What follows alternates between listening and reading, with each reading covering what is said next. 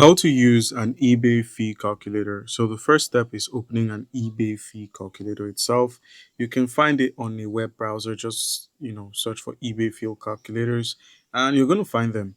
All right. Now the next step after that is entering the item price. So you're going to have to enter the item cost here, the price you sold it for, the shipping charge, the shipping cost, the seller level, if it's top rated, below standard, or above standard. Was it an eBay store? Was it an enterprise?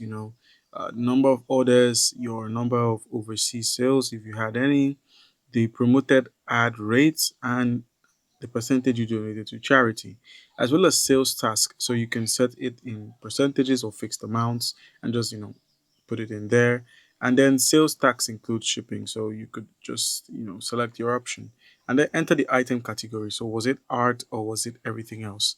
And then you can also enter the sub category if it's NFTs or everything else. And then you're going to see how much profit and how much fees you paid.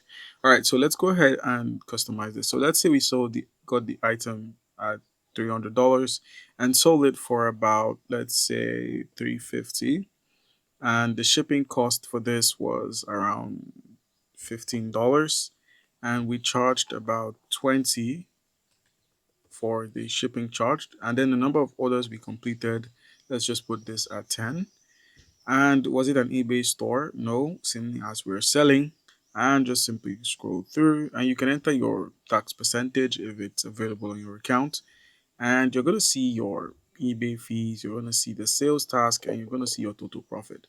Now, you may need to go through the entire thing so you can actually get a hold of, you know, how much profit you've made.